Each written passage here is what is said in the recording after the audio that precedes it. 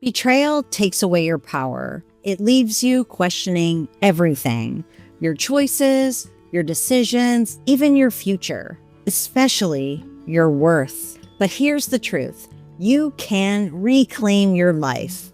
I'm Dr. Trish Leigh. Today I'm sharing 6 science-backed strategies to reclaim your life and get the empowerment that you need to move into your future. Right now, you might feel totally stuck in survival, anxious all the time, stressed out, confused, don't know which way to go. That is not a weakness. I want you to know that. It's actually your nervous system doing exactly what it's designed to do when you experience trauma. It's protecting you. But to move forward, you can retrain your brain. Now, you can choose empowerment and strength over fear. This way, you can get into the life that you want and deserve. I've worked with thousands of men in sex and porn addiction recovery.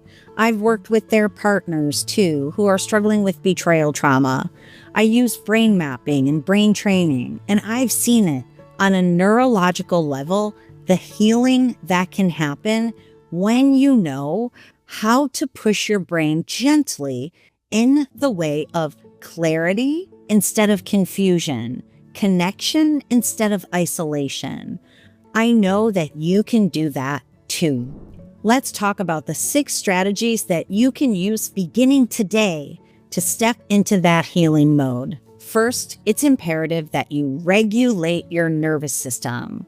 What this means is when you experience betrayal trauma, the amygdala in your brain, that fear center, it goes on overdrive. The prefrontal cortex, the captain of the ship who makes the good decisions and controls your impulses, he goes offline. And you know what that does? It creates a survival loop of fear. It creates overthinking, rumination. It makes it difficult to think clearly and figure out what to do. You might feel foggy, panicked, reactive. To be able to come out of that space, we want to calm down those mechanisms in your brain and to fire up the decision-making mode again. Here's one way you can do it. Box breathing. It's easy and you can use it anywhere. You inhale for 4 seconds, you hold for 4 seconds. You exhale for 4 seconds, you hold for 4 seconds, just like a box. It stimulates the vagus nerve, brings calm to your body and brain. You can also use grounding techniques to bring you back into the present. You can name 5 things that you see, 4 things that you feel, 3 things that you hear, 2 things that you smell, and 1 thing that you taste. It brings you out of your head, into your body and your present environment. It calms you down. One of the most powerful things you can do is movement. During some of the darkest days of my life, I walked Forrest Gump style. I'm sure my neighbors wondered what was going on with me. Gentle movement like walking in nature, gentle yoga, it can be so helpful. Again, it's an embodiment exercise. Out of your head, into your body and life. Calms the system down. Every time you dispel all that hot, fast energy, you bring the cortisol down, the adrenaline down. You know what you're doing? You're actually creating a brain reset. You're telling your nervous system, I'm safe. I'm in control. This is the first step toward the path back. Number 2, anchor in truth. Gaslighting and betrayal distort your memory. It makes it very difficult to know what is real and what is not. You begin to doubt your memory and your own judgment. The hippocampus, the brain's memory center, gets scrambled under stress. The easiest thing you can do is keep a daily journal. It may become a lifesaver. Write down what you're experiencing, what you heard, what you saw, how you felt about it. In the moments when you doubt yourself, you can look back at it and you can know your truth, even if you're being told that it's not real. Now, if writing feels hard, record a voice memo. Put it in your phone. Keep your thoughts private, but you can remind yourself. Of course, if you're ready to share, please do so with a trusted friend or coach. You're looking for an emotionally intelligent person who can hold your reality, hold space for it without sharing it with others, but giving you the compassion and the empathy that you need. It will help you learn to trust again. Number 3, rebuild your identity. Betrayal whispers to you, you're not enough. You don't matter. But your brain is plastic, and you don't have to buy into that identity that might be served to you from somebody else or by your own thoughts. You can reshape your identity through new experiences and self-affirmations. Write down your core values. Maybe it's integrity, compassion, empathy, faith. Write it down. These become your compass. Revisit what lights you up. I know it might be difficult, but think about your passions. Think about your creativity, your hobbies, the things that you love to do. Maybe things you haven't done in a while.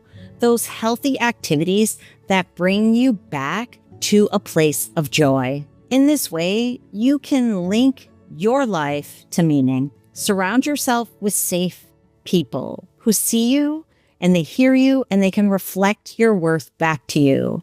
This helps to stitch the self together again. Identity is not something that betrayal can erase. It's something that you can put together piece by piece and get back to you. Number 4, set and enforce boundaries. Your brain thrives on predictability. The chaos of betrayal that might include lying, manipulation, gaslighting, it keeps the fear center, the amygdala in your brain overactive. Boundaries create order and protect your nervous system, bringing it back down. Speak clearly, calmly, and succinctly. I need honesty and transparency. 100%. If I can't get that, I will step back. Decide what the consequence is for a boundary that's been overstepped ahead of time, not in the heat of the moment. Remember, you can only control you. You can't control your partner. Make sure your boundary reflects that. Stick to your boundary, even if it's uncomfortable. These boundaries will teach you the new strength that you can have so you can forge the new pathways into the future. Boundaries are not about controlling others, no matter what someone tells you. It's about what you need to protect yourself and to feel safe. This security is essential for healing. Every time you hold or enforce a boundary, you send a message or a signal to your brain and to yourself. I matter. I'm strong. I am safe. I got this. Number 5, choose growth over rumination. Rumination is your brain replaying trauma on a loop. Your brain actually can't distinguish from the first betrayal and the replay. And this is so dangerous because it will reinforce the deep neural grooves of that betrayal over time. It will cause you more pain. Growth, on the other hand, it makes your brain take new neural pathways. It builds those pathways of resilience, of hope, of compassion, of strength. When you catch yourself spiraling, interrupt that pattern. Stop. Do something different. Go for a walk. Journal. Put on some music. Call a safe friend. Create a growth list. 3 small actions that you're going to take to move in a new, stronger, healthier direction. Then check them off. Celebrate those tiny wins. They add up. You'll get a little dopamine spike every time you do the thing you tell yourself you're going to do. Again, reinforcing safety and growth. Number 6, seek professional help. Sometimes betrayal trauma runs so deep that it's difficult to move forward without addressing it in your brain and your body. This isn't weakness, it's biology. A brain map can show you the areas of your brain that are overactive or shut down from trauma. Brain training can retrain those circuits, helping to create more calm, more confidence, and more clarity. Professional guidance can provide the roadmap for you. You're no longer guessing. You're using science to effectively create the life you want. Asking for help from a professional is not weakness. It's actually empowerment. It means you're willing to get all the help that you need from somebody who is ahead of the journey and knows more about your situation so that you can effectively grow from this situation. Empowerment isn't one giant leap. Instead, it's many small steps that add up. Every breath that you take, every anchor that you use, every boundary that you set, every single step adds up. I want you to know you are not powerless. You are strong and getting stronger with every strategy that you employ. If you're ready to take your power back, put in the comments, empowered. It will remind you of the strength that you have inside, and it might even inspire somebody else too. Empowerment doesn't happen all at once. It builds over time with every breath, with every step, with every anchor, every boundary. Every time you show up for yourself, you create more safety, security, and strength. Now that is growth. If you're ready to take the next step to reclaim your life, please go over to drtrishleigh.com. Click the For Partners tab. You will learn all about the Sanity After Betrayal program. You can read all of the blog posts. You can check out the support group. We are here for you. And before you go, tell me, which one of these 6 steps are you going to use today? Now is the time to take your power back. Remember that, my friend. Here we grow again. Stay sane until next time. I'll see you then.